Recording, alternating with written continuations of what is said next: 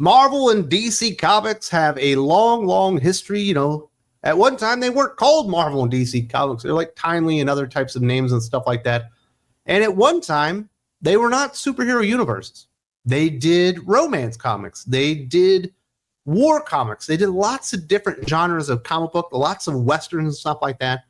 But after the Comic Code Authority essentially came online, they settled on superheroes was the best way to make engaging storytelling within the confines of the Comic Code Authority, which is no longer there, but they're basically still just superhero universes.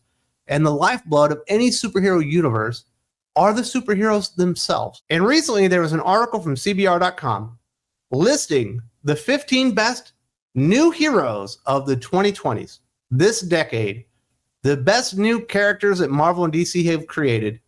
And I looked through it, and all I could think to myself was, we are fucking doomed. There is no future for Marvel and DC without good, new, compelling characters for people to be enthusiastic about, to buy into, and to lead the charge into the next generations of superhero comic book readers at Marvel and DC.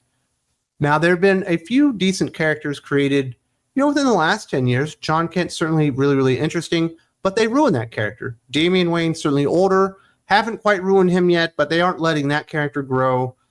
But really, the last time we saw any characters that mattered and still matter, maybe Miles. I don't even really consider Miles. He's got a movie and stuff, but he doesn't sell comic books. Are Cable and Deadpool, Rob Liefeld, a creator that completely had his pulse on the fandom of comic books and was creating stuff people really, really enjoyed. And he was the master of creating new stuff that got people more excited and more interested in comic books.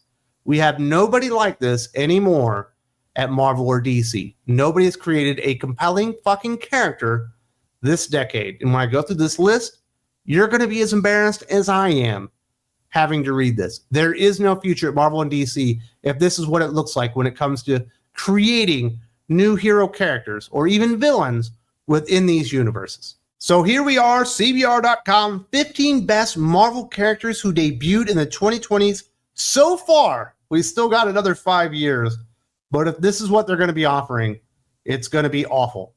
Coming in at number 15, Sarah Gaunt, aka the Hag. First appeared in Uncanny X-Men #1 in 2024. She has somber steel claws. This is already off to a bad start. The Hag was a one-note demon-type character in Uncanny X-Men that was hunting down mutant kids. They even had like a new version of Deerhead Girl or whatever. But she's not completely compelling. The character design was not original. It was completely derivative of other characters like this. And nobody probably remembers that she even exists. She's not going to be a long-standing thorn in the side of any Uncanny X-Men characters or any X-Men characters. And unfortunately, here at number 15, this is probably a character that should have been in the top 5 of the characters that they list, because it gets so much worse. Number 14, Takamoto Tatsuya, aka Venom, also known as Samurai Venom, from Extreme Venomverse 2023. They've tried to take a character out of the Venomverse. It wasn't this Venom. It wasn't Samurai Venom. It was Kid Venom or whatever. And there's no interest whatsoever in any more Venom characters. They have taken the Venom concept and they have bled it dry. It is a stone without a drop of blood left, because they've used these characters and abused them for so long that they really can't do anything left with them.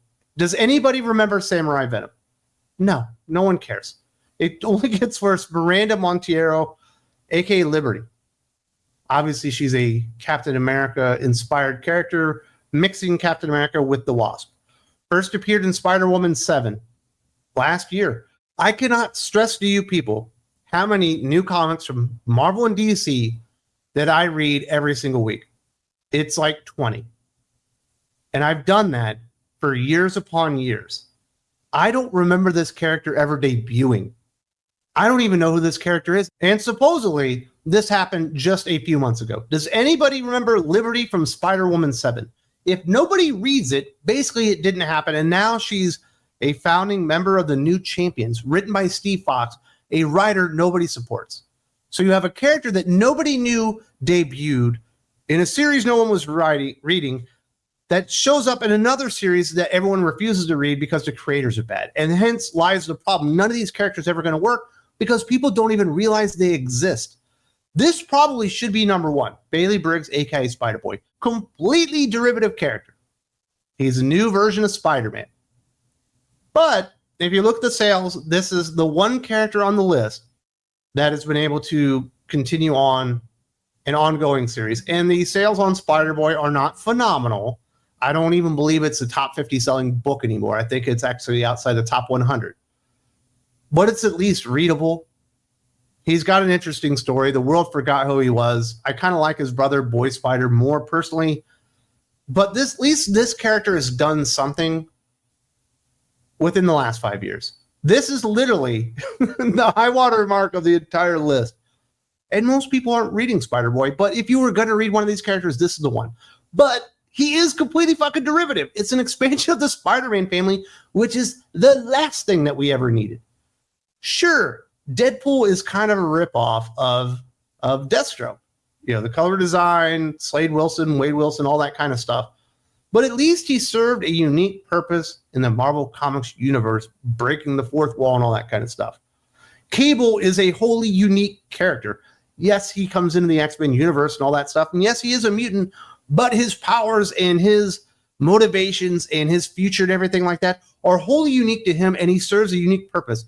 Spider-Boy, while not being terrible, doesn't serve a unique purpose because there's still Spider-Man, Spider-Woman, the other Spider-Woman, and there's still Mayday, Spider-Girl. And that's the real problem. They don't create anything new. It's terrible. Next up, Isabella Alvarez, a.k.a. Phantasm.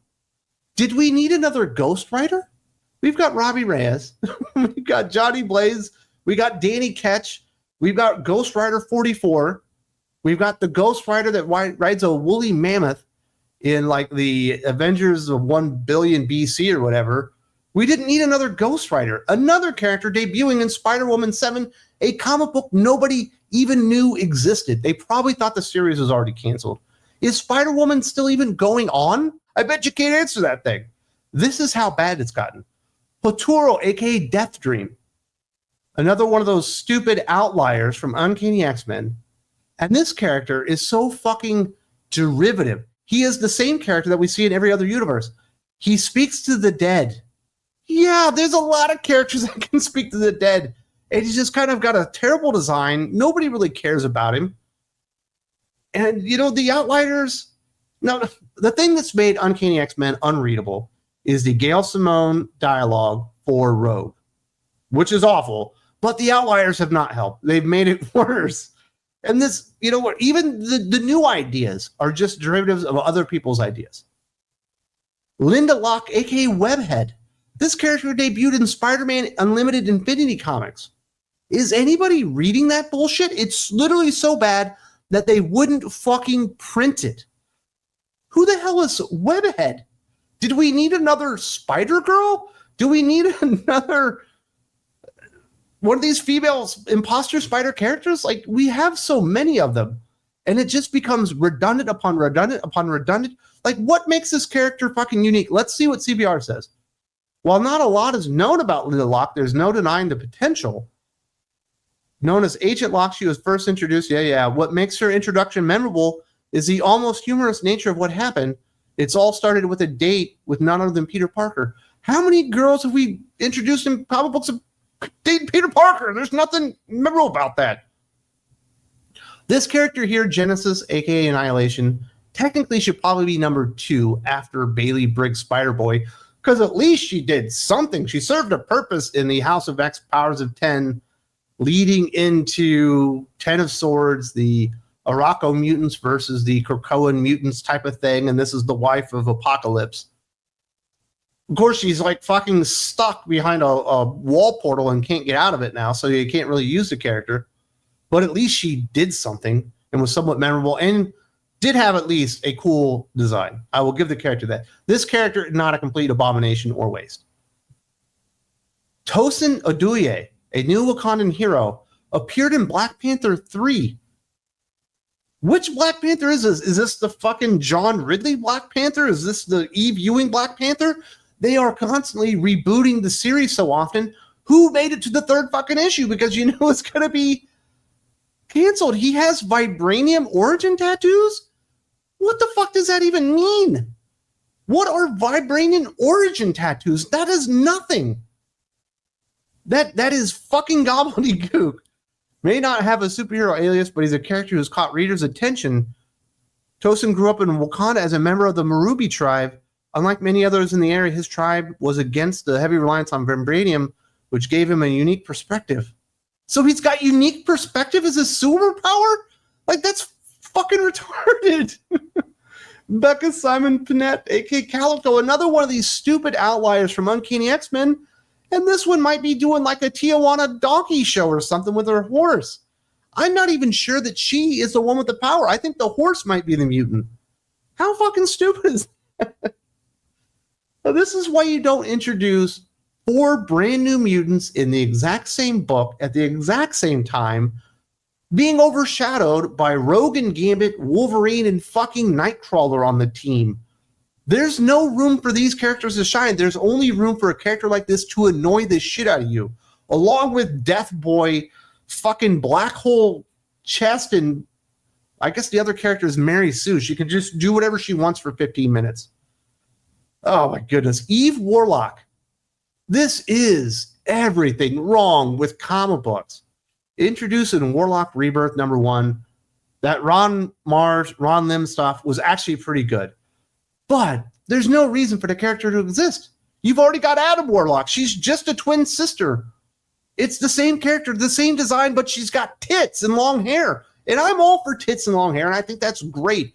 Can we not create, I don't know, a new fucking character with a new origin that represents something wholly unique? But this is what we get in comic books. It's the same stuff over and over and over and over and over again. It's revolting. Look at this list. It is so embarrassing. Cooper Cohen, a.k.a. Webweaver, first appeared in Edge of Spider-Verse. You probably don't even know who this character is or what they represent. This character was created by Steve Fox for a stupid anthology book that no one fucking cares about. And this is the Spider-Man that's a seamstress. I'm not lying.